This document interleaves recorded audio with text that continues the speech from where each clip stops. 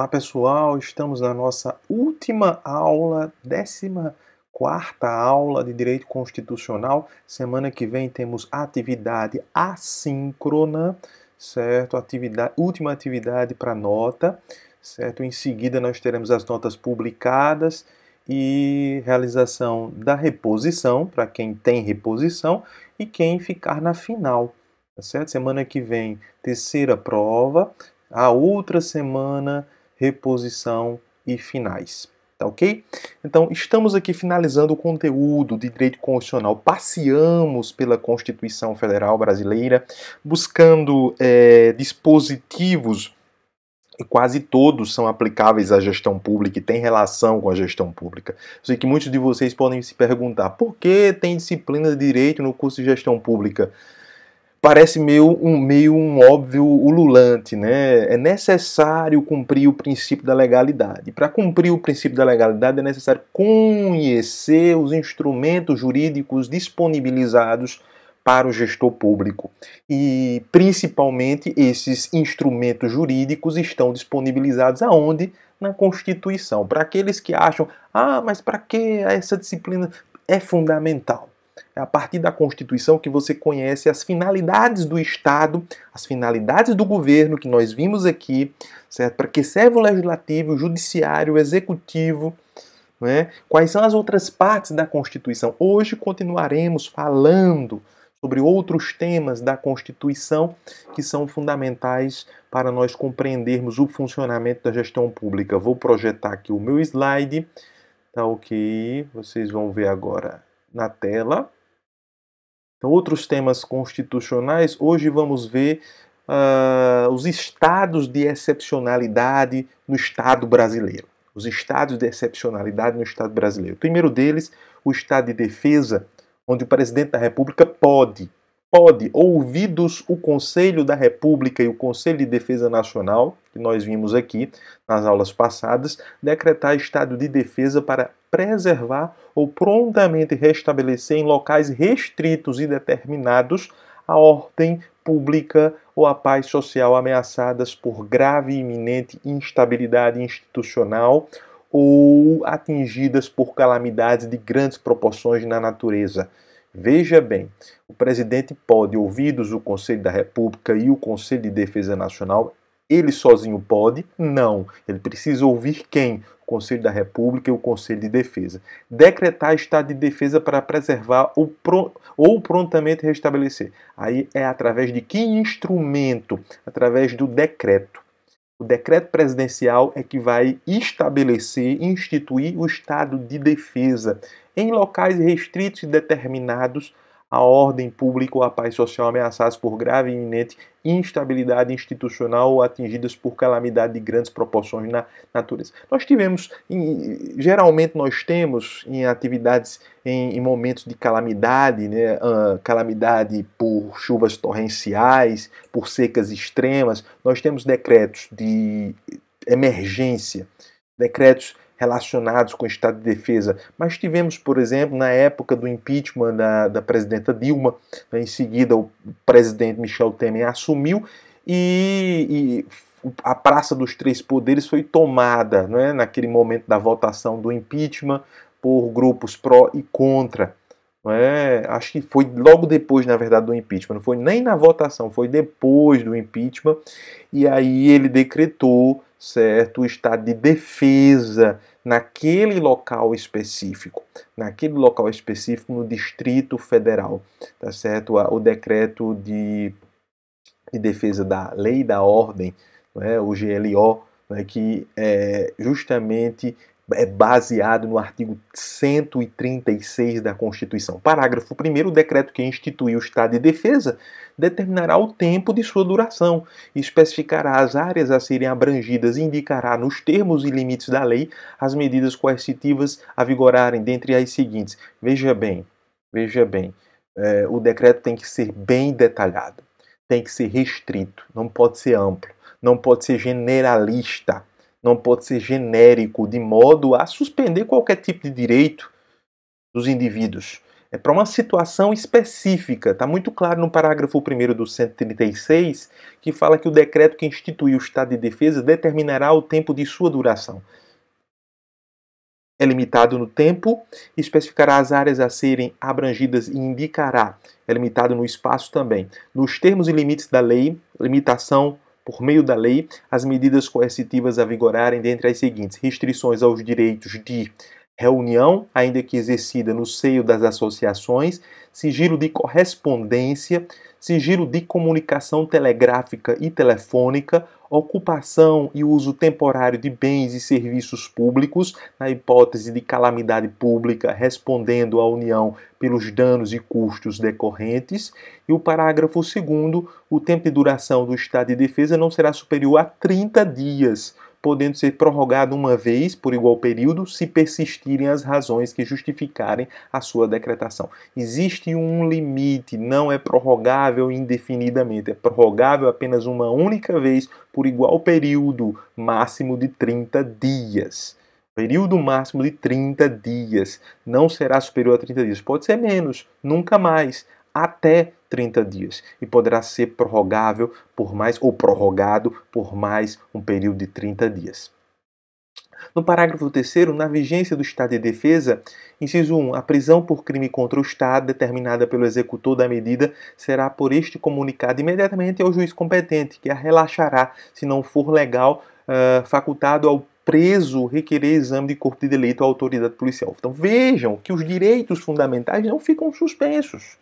Um juiz vai receber imediatamente a comunicação da prisão, avaliando aí as circunstâncias da prisão, podendo relaxar a prisão, podendo revogar a prisão.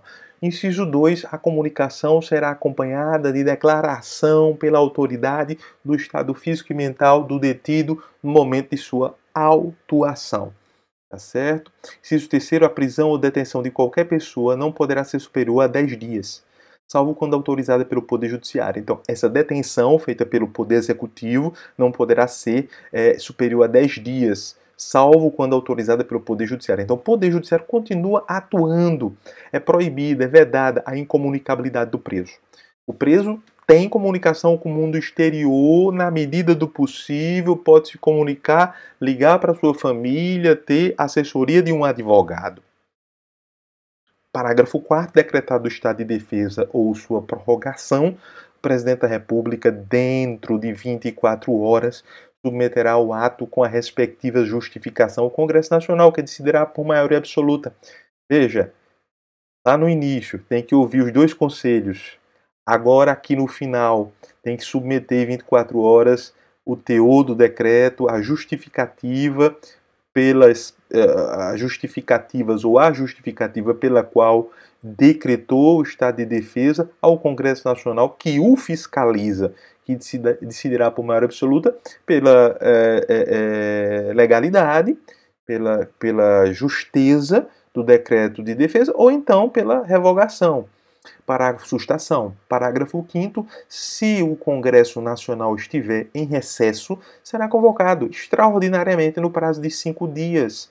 Parágrafo 6º. O Congresso Nacional apreciará o decreto dentro de 10 dias, contados de seu recebimento, devendo continuar funcionando enquanto vigorar o estado de defesa. Então, o Congresso não é fechado. O estado de defesa não é fechamento das demais funções, dos demais poderes, das demais funções do Estado, das demais funções estatais. Então, o Judiciário continua funcionando, Legislativo também. Parágrafo 7º, rejeitado o decreto, cessa imediatamente o estado de defesa. Porque aí não tem justificativa, né? A justificativa não foi aceita pelo Congresso Nacional. O estado de sítio. O que é que significa o estado de sítio? Está lá no artigo 137 da Constituição. O presidente da República pode, ouvidos o Conselho da República, o Conselho de Defesa Nacional, mais uma vez, solicitar ao Congresso Nacional a autorização para decretar o estado de sítio nos casos de... Veja, no estado de defesa ele decreta imediatamente, mas submete depois, certo, ao Congresso Nacional. Mas ouve os conselhos. Aqui ele ouve os conselhos e, certo, solicita ao Congresso Nacional a autorização para decretar o estado de sítio, em virtude de ser uma medida muito mais drástica. Então, nos casos de comoção grave de repercussão nacional ou ocorrência de fatos que comprovem a ineficácia de medida tomada durante o estado de defesa. Então, é meio que uma progressão do estado de defesa. O estado de defesa não resolveu, vamos para o estado de sítio. Isso é uma evolução em virtude da não resolutividade através do estado de defesa. E aí vem o estado de sítio, por isso que eu falei que é mais grave. O inciso 2, declaração de estado de guerra ou resposta à agressão armada estrangeira. Estado de sítio. Uma situação bem mais grave. Parágrafo único, o presidente da República, ao solicitar autorização para decretar o estado de sítio ou sua prorrogação, relatará os motivos determinantes do pedido, devendo o Congresso Nacional decidir por maioria absoluta. Novamente, as justificativas precisam ser apresentadas. No artigo 138, o decreto do estado de sítio indicará sua duração, também não é infinito, ad eterno, certo? As normas necessárias à sua execução e as garantias constitucionais que ficarão suspensas. E depois de publicado, o presidente da República designará o executor das medidas específicas e as áreas abrangidas. Veja, não é algo generalista, é algo específico, porém duro, porém mais pesado do que o estado de defesa. Parágrafo 1º, o estado de sítio, no caso do artigo 137, inciso 1º, da comoção grave ou de repercussão nacional ou ocorrência de fatos que comprovem a ineficácia de medida tomada durante o estado de defesa, não poderá ser decretada por mais de 30 dias, nem prorrogado de cada vez por prazo superior. No do inciso 2, poderá ser decretado por todo o tempo que perdurar a guerra ou a agressão armada estrangeira. Então, de acordo com o 138, o que está disposto no 137, inciso 1º, pode ser prorrogado por 30 dias. Então, o estado de sítio, no caso do artigo 137, inciso 1º, não poderá ser decretado por mais de 30 dias, nem prorrogado de cada vez por prazo superior. Certo? Tem uma limitação. No do inciso 2, vai perdurar enquanto perdurarem a guerra, certo? Ou a agressão armada estrangeira. Parágrafo 2º, solicitada autorização para decretar o estado de sítio durante o recesso parlamentar, o presidente do Senado Federal, de imediato, presidente do Congresso Nacional, convocará extraordinariamente o Congresso Nacional para se reunir dentro de 5 dias a fim de apreciar o ato. É ato de urgência. Parágrafo 3º, o Congresso Nacional permanecerá em funcionamento até o término das medidas coercitivas. Acabou o recesso. Né? Então, o estado de sítio ainda no artigo 139, na vigência do estado de sítio decretado com fundamento no artigo 137, inciso 1º, grave comoção, só poderão ser tomadas contra as pessoas as seguintes medidas: obrigação de permanência em localidade determinada, fica aí, tá certo? Cerceamento do ir e vir, do direito de ir e vir. Inciso 2, detenção em edifício não destinado a acusados ou condenados por crimes comuns, tá certo? Detenção em edifício não destinado a acusados ou condenados por crimes comuns vão ser separados. Restrições relativas à inviolabilidade da correspondência, ao sigilo das comunicações, à prestação de informações e à liberdade de imprensa, radiodifusão e televisão na forma da lei. Veja que as medidas são drásticas. Inciso 4, suspensão da liberdade de reunião. Inciso 5, busca e apreensão em domicílio. Inciso 6, intervenção nas empresas de serviços públicos. Requisição de bens. Parágrafo único, não se inclui nas restrições do inciso 3º, certo? A difusão de pronunciamentos de parlamentares efetuados em suas casas legislativas, desde que liberada pela respectiva mesa, porque está dito lá no inciso 3º, que só poderão ser tomadas contra as pessoas as seguintes medidas: restrições relativas à inviolabilidade da correspondência, ao sigilo das comunicações, à prestação de informações e à liberdade de imprensa, radiodifusão e televisão, na forma da lei.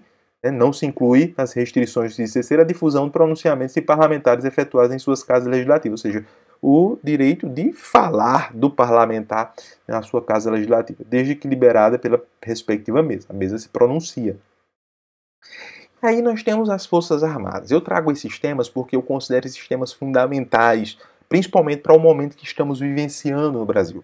Nós entendermos as funções de atores fundamentais e que estão inseridos, certo, no cenário político institucional nacional atual. As Forças Armadas, lá no artigo 142, nós temos que as Forças Armadas, constituídas pela Marinha, pelo Exército e pela Aeronáutica, são as três forças que compõem as Forças Armadas, né? São as três forças, Marinha, Exército e Aeronáutica, são instituições nacionais permanentes e regulares, organizadas com base na hierarquia e na disciplina. Não são de ordem civil, são de ordem militar, baseadas na hierarquia e na disciplina, sob a autoridade suprema do Presidente da República e destinam-se à defesa da pátria, à garantia dos poderes constitucionais e, por iniciativa de qualquer destes, da lei e da ordem. Vejam bem, muito cuidado, sob a autoridade suprema do Presidente da República, que está sob a autoridade suprema da Constituição. Portanto, é um efeito em cadeia. Então, todos aí têm que respeitar a Constituição Federal. Não significa que qualquer ordem que o presidente, que emane do presidente, possa ser cumprida se estiver indo de encontro à Constituição. Se estiver indo de encontro à Constituição, numa situação de normalidade, de forma alguma. Numa situação de anormalidade, nós vimos que tem dois estados, estado de defesa e estado de sítio. Ok? Então, e destinam-se à defesa da pátria, a garantia dos poderes constitucionais e, por iniciativa de qualquer desta lei e da ordem. Veja que as funções das Forças Armadas estão bem claras na Constituição. Parágrafo 1º, lei complementar estabelecerá as normas gerais a serem adotadas na organização, no preparo e no emprego das Forças Armadas. Não caberá habeas corpus em relação a punições disciplinares militares. Tem um Código Penal Militar específico, não cabe habeas corpus em relação a punições disciplinares militares. Quem está sob o regime militar está sob um regime duríssimo. E parágrafo 3º, os membros das Forças Armadas são denominados militares, aplicando-se-lhes, além das que vierem a ser fixadas em lei, as seguintes disposições. As patentes com prerrogativas, direitos e deveres a elas inerentes são conferidas pelo Presidente da República e asseguradas em plenitude aos oficiais da ativa, da reserva ou reformados, sendo-lhes privativos os títulos e postos militares e, juntamente com os demais membros, o uso dos uniformes das Forças Armadas. Veja, por isso que existe sempre a fala sobre quem está na ativa e quem está fora da atividade. Está inativo, mas possui prerrogativas. Está muito claro aí. É o Exército de reserva. Então, as patentes com prerrogativas, direitos e deveres a eles inerentes são conferidos pelo Presidente da República. Quem confere patentes? Quem confere direitos e deveres a eles inerentes? O Presidente da República. E assegurados em plenitude aos oficiais da ativa, da reserva ou reformados. Tá certo? Sendo-lhes reformados aqueles que já são da inatividade, sendo-lhes privativos os títulos e postos militares e, juntamente com os demais membros, o uso dos uniformes das Forças Armadas. Inciso 2. O militar em atividade que tomar posse em cargo ou emprego civil permanente, ressalvado a hipótese prevista no artigo 37, inciso 16, a linha C, será transferido para a reserva nos termos da lei. Exatamente. Isso foi, inclusive, invocado recentemente, né? O militar em atividade que tomar posse em cargo ou emprego civil permanente. Agora, os cargos ocupados pelos militares no governo atual não são cargos permanentes, né? É importante dizer isso. Estamos falando de cargos permanentes, cargos que têm estabilidade. É isso que está dito no inciso 2. O inciso 3, o militar da ativa que, de acordo com a lei, tomar posse em cargo, emprego ou função pública temporária, não efetiva, ainda que da administração indireta, ressalvada a hipótese prevista no inciso 37, inciso 16, a linha C, ficará agregado ao respectivo quadro e somente poderá, enquanto permanecer nessa situação, ser promovido por antiguidade, contando-se-lhe o tempo de serviço apenas para aquela promoção e transferência para a reserva, sendo depois de 2 anos de afastamento, contínuos ou não, transferido para a reserva nos termos da lei. Ele vai, frequenta o cargo temporário, depois de 2 anos ele vai para a reserva. É assim que funciona. Inciso 4º, ao militar são proibidas a sindicalização e a greve. O militar, enquanto em serviço ativo, não pode estar filiado a partidos políticos, por isso que não pode participar de movimentos, de ações e movimentos sociais, né, protestos. Inciso 6º, o oficial só perderá o posto e a patente se for julgado indigno do oficialato ou com ele incompatível, por decisão de tribunal militar de caráter permanente em tempo de paz ou de tribunal especial em tempo de guerra. Veja, existe o judiciário militar, nós vimos isso no Poder Judiciário, quando estávamos vendo o Poder Judiciário, portanto é este poder que vai julgar as causas referentes aos militares. Inciso 7º, o oficial condenado na justiça comum ou militar a pena privativa de liberdade superior a 2 anos por sentença transitada em julgados e que não cabe mais recurso, será submetido ao julgamento previsto no inciso anterior, no inciso 6º.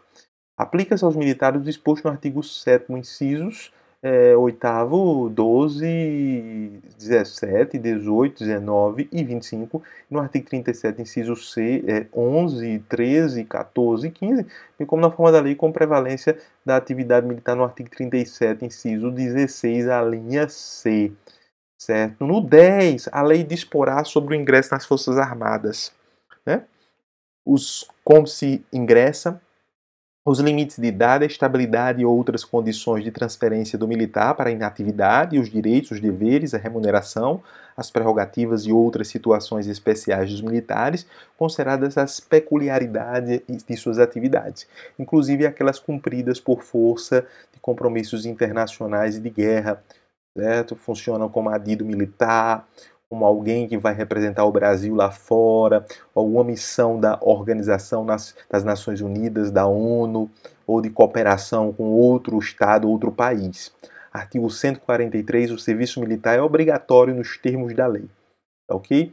Parágrafo 1º. Às Forças Armadas compete, na forma da lei, atribuir serviço alternativo aos que, em tempo de paz, após alistados, alegarem imperativo de consciência, entendendo-se como tal o decorrente de crença religiosa e de convicção filosófica ou política, para se eximirem de atividades de caráter essencialmente militar. Às Forças Armadas compete, na forma da lei, atribuir serviço alternativo. Não vai servir ao Exército, mas vai fazer outra coisa. Em tempo de paz, após alistados alegarem imperativo de consciência, algum conflito de consciência com o desiderato das Forças Armadas, entendendo-se como tal decorrente de crença religiosa e de convicção filosófica ou política, para se eximirem de atividades de caráter essencialmente militar. Parágrafo 2º. As mulheres e os eclesiásticos ficam isentos do serviço militar obrigatório em tempo de paz, sujeitos, porém, a outros encargos que a lei lhes atribuir. E a segurança pública? Nós falamos das Forças Armadas, que têm um caráter de proteção da lei e da ordem, de forma nacional e da soberania nacional. A segurança pública que está sob responsabilidade dos estados.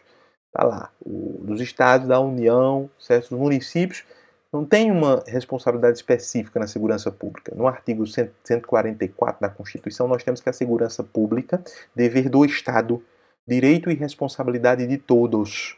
Nós participamos também enquanto receptáculos desse direito, beneficiários desse direito, mas também participamos no processo de segurança pública. Então, os conselhos de segurança pública nos municípios, por exemplo, é uma forma de participação exercida para a preservação da ordem pública e da incolumidade das pessoas e do patrimônio. Então, ordem pública e proteção das pessoas, na verdade, e do patrimônio, através dos seguintes órgãos: Polícia Federal, Polícia Rodoviária Federal, Polícia Ferroviária Federal, que eu nunca vi, não sei nem se existe Polícia Ferroviária Federal, nunca vi, policiais civis nos estados, policiais militares e corpos de bombeiros militares nos estados, policiais, na verdade, polícias penais federal, estaduais e distrital, certo? Fazem parte dos órgãos de segurança pública. Também aqueles policiais que atuam dentro das prisões, tá ok?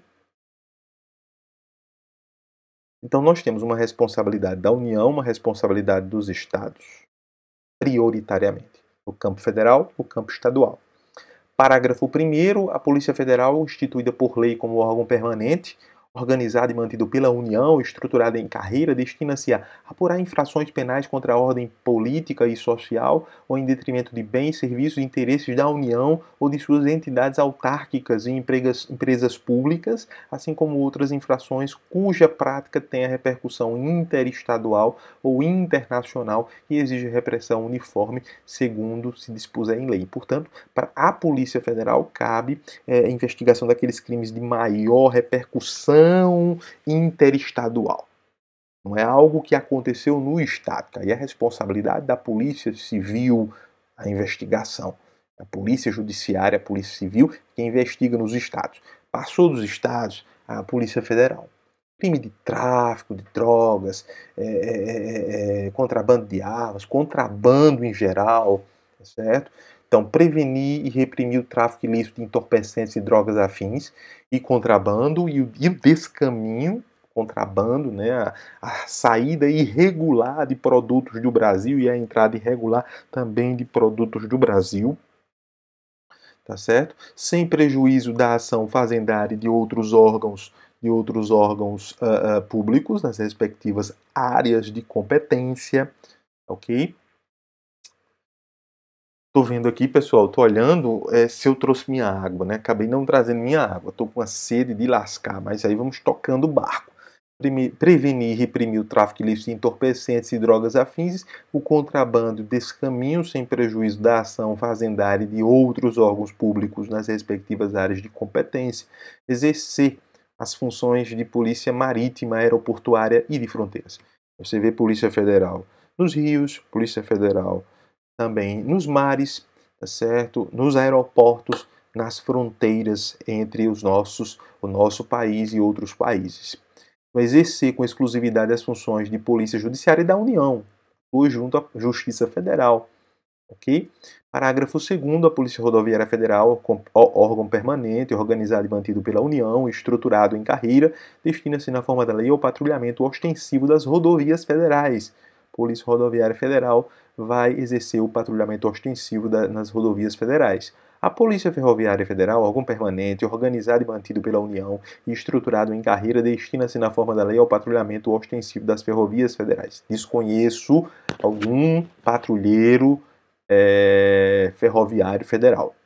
Desconheço. Parágrafo 4º, as polícias civis dirigidas por delegados de polícia de carreira, ou seja, que são concursados, pertencem a uma carreira regulamentada em lei, incumbem, ressalvada a competência da União, as funções de polícia judiciária e a apuração de infrações penais, exceto as militares.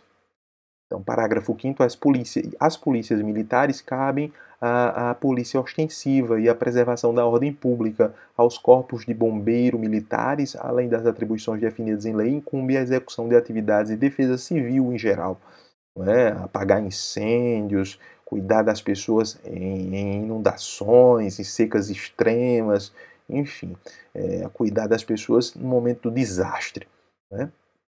E da prevenção também, cuidar da segurança em geral, né?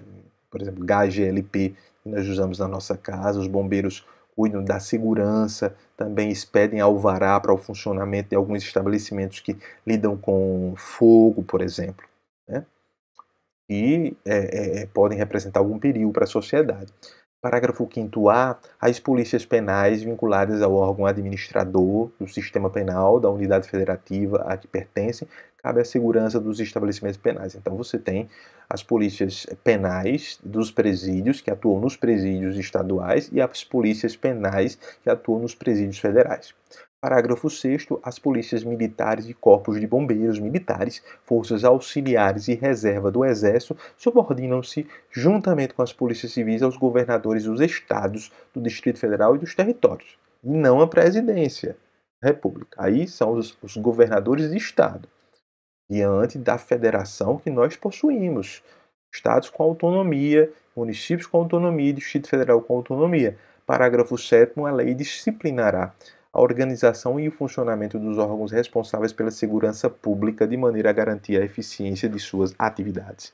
Os municípios poderão constituir guardas municipais destinados à proteção de seus bens, serviços e instalações conforme dispuser a lei. Falei inicialmente que o município não tinha prerrogativa de segurança em geral. Segurança das pessoas, do patrimônio das pessoas, é prerrogativa das polícias militares e a investigação da Polícia Civil, né? E em outra esfera da Polícia Federal. Nesse caso, as guardas civis vão ter responsabilidade sobre o patrimônio público municipal. Certo? Pode atuar em cooperação, claro, certo? Com as polícias civis, com as polícias militares dos estados. Parágrafo 9º, a remuneração dos servidores policiais integrantes dos órgãos relacionados neste artigo será fixada na forma do parágrafo 4º, artigo 39. Parágrafo 10, a segurança viária exercida para a preservação de ordem pública e da incolumidade das pessoas e do seu patrimônio nas vias públicas compreende a educação, engenharia e fiscalização de trânsito, além de outras atividades previstas em lei que assegura ao cidadão o direito à mobilidade urbana e eficiente. Nós vimos que a Polícia Rodoviária Federal desempenha essa atividade de patrulhamento das rodovias federais, mas nós temos também as polícias rodoviárias estaduais, podem existir, e nós temos as superintendências de trânsito municipais, sem dúvida alguma, e os DETRANS estaduais, certo? Que também tem essa função. O inciso 2 compete compete no âmbito dos estados, do Distrito Federal e dos municípios, aos respectivos órgãos ou entidades executivos e seus agentes de trânsito estruturados em carreira na forma da lei. Agora, saúde. Saúde também é um capítulo à parte da nossa Constituição, muito importante, é um direito fundamental que é dito lá no artigo 5º e detalhado aqui no artigo, a partir do artigo 196 da Constituição.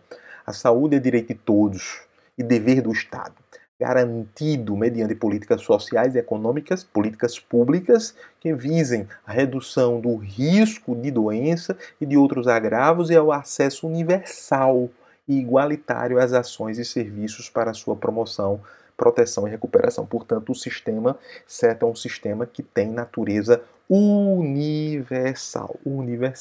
O artigo 197 são de relevância pública as ações e serviços de saúde, cabendo ao poder público dispor nos termos da lei sobre sua regulamentação, fiscalização e controle, devendo sua execução ser feita diretamente ou através de terceiros e também por pessoa física ou jurídica de direito privado. No artigo 198, nós temos que as ações e serviços públicos de saúde integram uma rede regionalizada e hierarquizada, que constitui um sistema único, organizado de acordo com as seguintes diretrizes. Estamos falando do SUS, Sistema Único de Saúde. É uma rede regionalizada, porque é composta pelo Estado e pelos municípios e tem o apoio da União. Então, as diretrizes são, primeiro, descentralização, com direção única em cada esfera de governo. Então, está descentralizado nos municípios, nos estados, na União. Em cada esfera dessa tem uma esfera de governança, ok?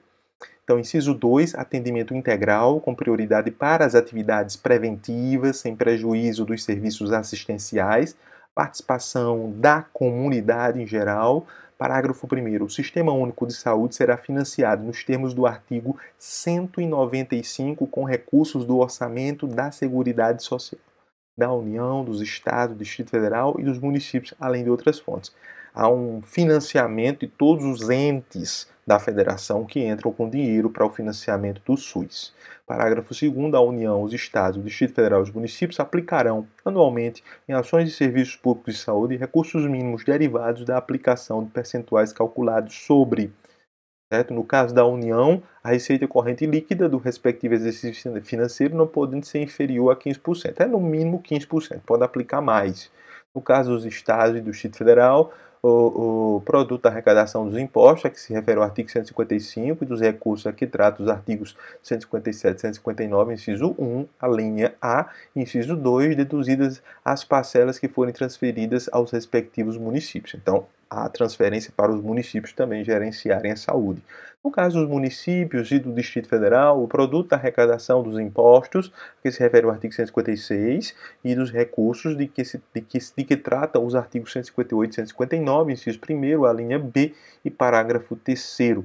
Parágrafo 3º, lei complementar, que será reavaliada pelo menos a cada 5 anos e estabelecerá os percentuais de que tratam os incisos 2 e 3, do parágrafo 2º, e inciso 2, os critérios de rateio dos recursos da União vinculados à saúde, destinados aos estados, ao Distrito Federal e aos municípios, e dos estados destinados a seus respectivos municípios, objetivando a progressiva redução das disparidades regionais, as normas de fiscalização, avaliação e controle das despesas com saúde nas esferas federal, estadual, distrital e municipal, e no parágrafo 4º, os gestores locais do Sistema Único de Saúde poderão admitir agentes comunitários de saúde e agentes de combate às endemias, que são muito comuns nos municípios, por meio de processo seletivo público, concurso público, de acordo com a natureza e complexidade de suas atribuições e requisitos específicos para sua atuação.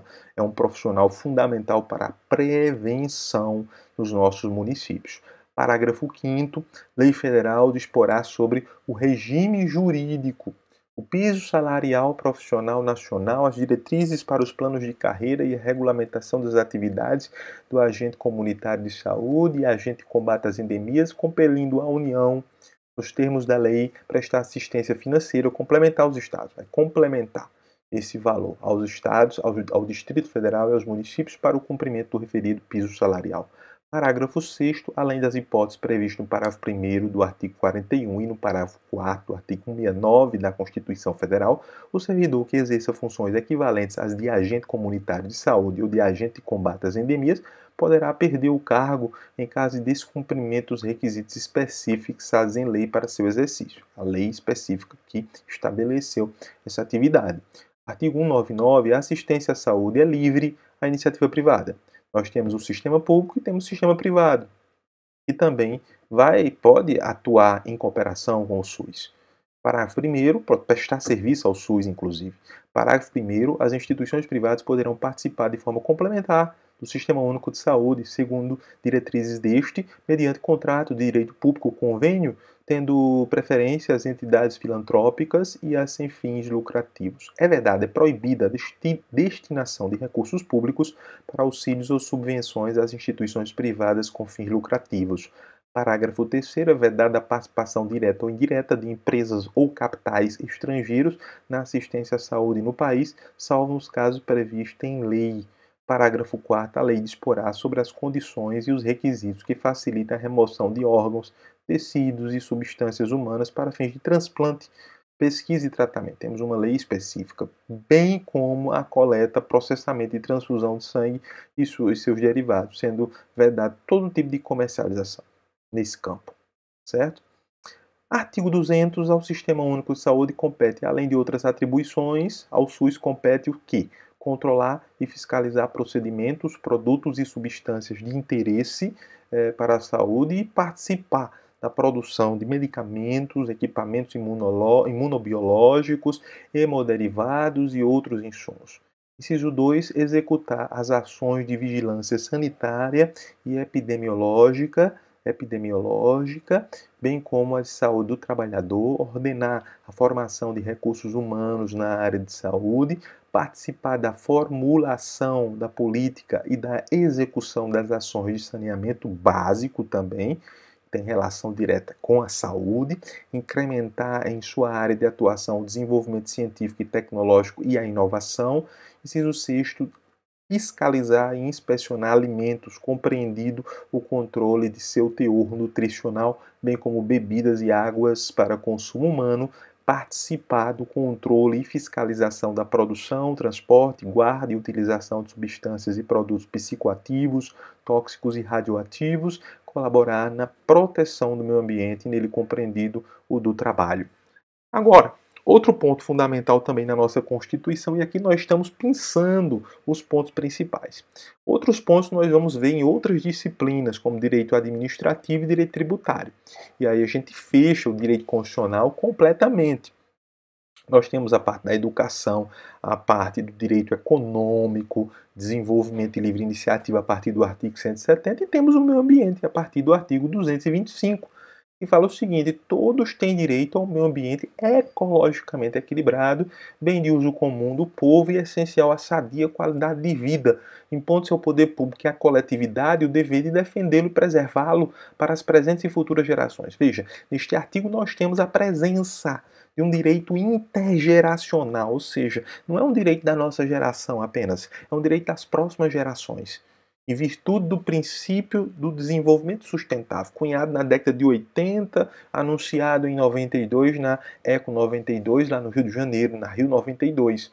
Então, todos têm direito ao meio ambiente ecologicamente equilibrado, equilíbrio ambiental que já foi perdido, né? Bem de uso comum do povo, todos têm direito a usar esses recursos e essencial a sadia qualidade de vida. Para se ter qualidade de vida, tem que ter um meio ambiente ecologicamente equilibrado. Impondo-se ao poder público e à coletividade o dever de defendê-lo e preservá-lo para as presentes e futuras gerações.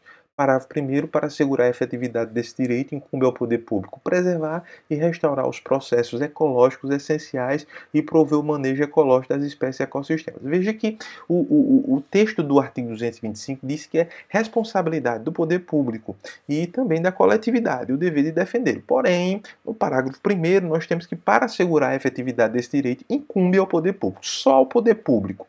Vamos para o inciso 1º, responsabilidade só do poder público, preservar e restaurar os processos ecológicos essenciais e prover o manejo ecológico das espécies e ecossistemas. Preservar, formar unidades de conservação, buscar financiar projetos que preservem a natureza e que busquem conservar as funções ecológicas do reino animal, do reino vegetal e que vivam em harmonia, efetivamente. Inciso 2, preservar a diversidade e a integridade do patrimônio genético do país, fundamental e valiosíssimo, e fiscalizar as entidades dedicadas à pesquisa e manipulação do material genético. Isso é fundamental.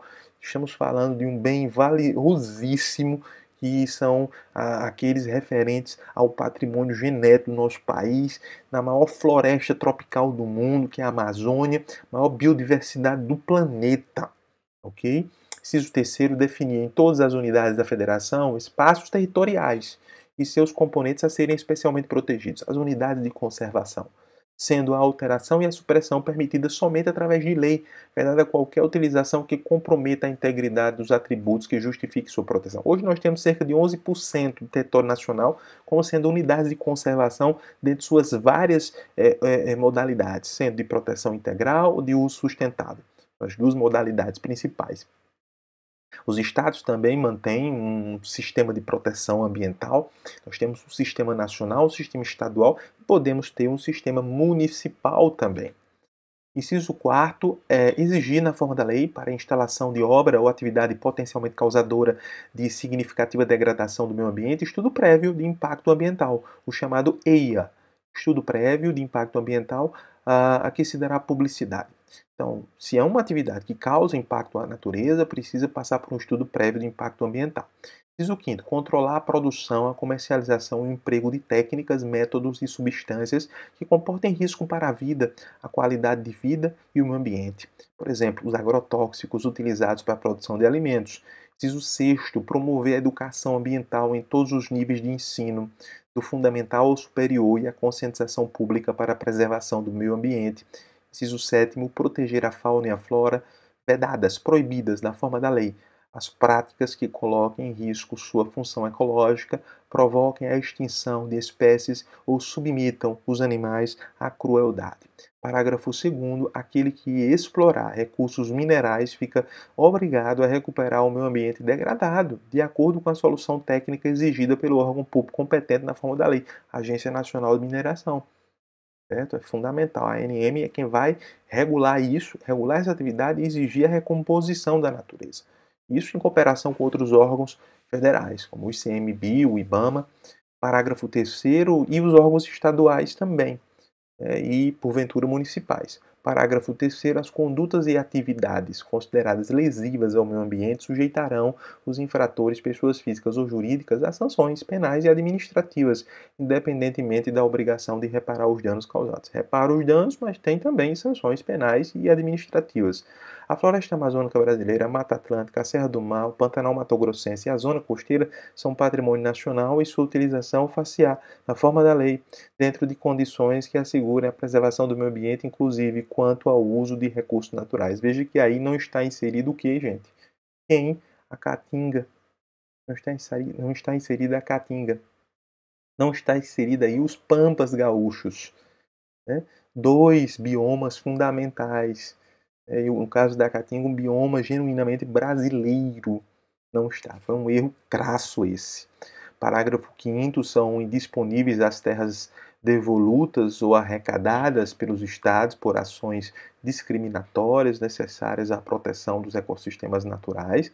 As usinas que operem com reator nuclear deverão ter sua localização definida em lei federal, sem o que não poderão ser instaladas. Parágrafo 7º, para fins do disposto na parte final do inciso 7º do parágrafo 1º deste artigo, não se consideram cruéis as práticas desportivas que utilizem animais, desde que sejam manifestações culturais, conforme o parágrafo 1º do artigo 215 desta Constituição Federal, registradas como bem de natureza imaterial integrante do patrimônio cultural brasileiro, devendo ser regulamentadas por lei específica que assegure o bem-estar dos animais envolvidos. Bom, é o caso da vaquejada, né? É um assunto extremamente polêmico. O STF, de vez em quando, aí, tem analisado essas demandas específicas, pessoal. E aí, gente, chegamos ao fim. Isso não significa que vamos deixar de ver o direito constitucional, porque vamos ver lá inserido no direito administrativo, inserido no direito tributário, no direito ambiental, no direito regulatório, que são disciplinas optativas, direito ambiental e direito regulatório, que também abordam algumas nuances do direito constitucional, alguns dispositivos que nós não vimos aqui na disciplina de direito constitucional. Então, nosso objetivo foi dar uma panorâmica geral aí sobre o direito constitucional. Espero ter efetivamente cumprido com minha atividade, com esse desiderato. Espero que vocês tenham compreendido nossa forma aqui de falar, de nos expressar, certo? Espero que quem tenha dúvidas fale comigo até a atividade lá pelo PVAI ou aqui pelo chat do próprio vídeo que está no YouTube. E fiquem com Deus, certo? Boa sorte na atividade da próxima semana. Espero que todos passem por média. Foi muito bom tê-los conosco aqui em mais um semestre aqui na Universidade Federal de Campina Grande. Então, até a próxima atividade semana que vem. Bom recesso a todos e voltamos dia 20 de novembro, certo? Para o 2021.1, ok? Um abraço a todos, certo? Um bom final de semana, um bom feriado. Fiquem todos com Deus.